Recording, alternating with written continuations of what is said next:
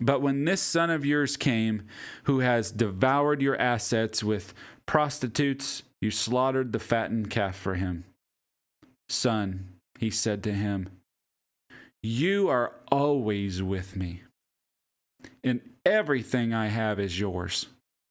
But we had to celebrate and rejoice because of this brother of yours was dead and now is alive again. He was lost and now he is found. That's crazy. This right here, guys, this is why people miss out on who God is, God's character, because we spend a lot of time because the devil wants you to think that you are broken and you will never, ever, ever be put back together. You're too messed up. You spend too much time drinking and doing all these things that you shouldn't be doing, saying the things that you shouldn't be saying. And the devil says you can never be fixed. You will always be tied to all these things that are bad. You will always be tied to that. That's what the devil is telling you all the time. But this is the story of the prodigal son, because God is trying to this is Jesus. Do you guys see this? All of this is in red. Do you guys see that?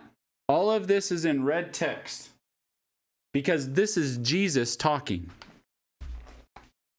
This is Jesus talking, because this is us. This is us.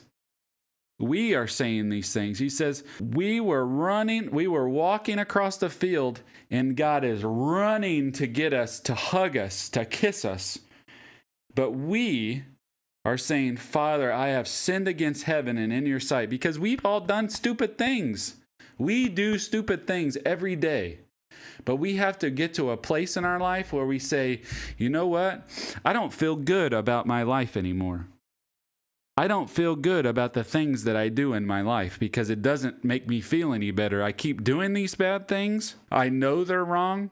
I know that they're wrong. I know in my heart of hearts, because my heart was created by the person that I need to please. I keep doing it wrong. And God says, it doesn't matter what you did do. It's what you do from here on out. Right now, I want to hug you and I want to kiss you and I want to have a feast with you now, because you came back to me.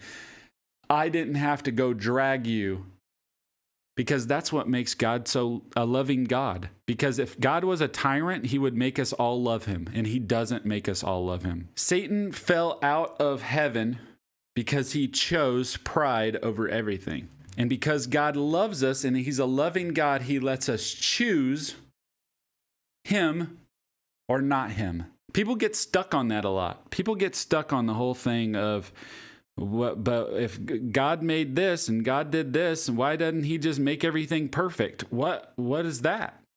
If I made everything for you to just steer here, I made everything perfect so you don't even have to think, that's not a loving God. A loving God gives you choices, and that's what God does. God says, either you choose me or you choose a eternity without me.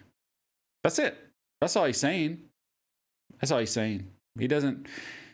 He's not trying to be anything. He's not trying to rip you off of anything. He's just saying, you can choose me. You don't have to choose me. When you choose not me, you don't get me, right?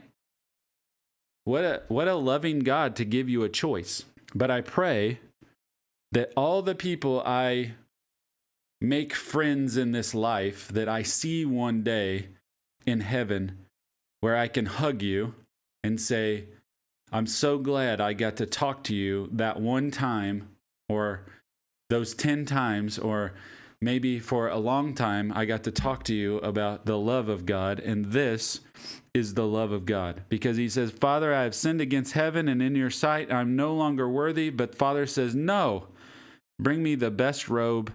Bring me a ring to put on his finger. Bring me sandals to put on his feet. And we're going to slaughter the fattened calf and celebrate with a feast. because the son of mine was dead and now is alive.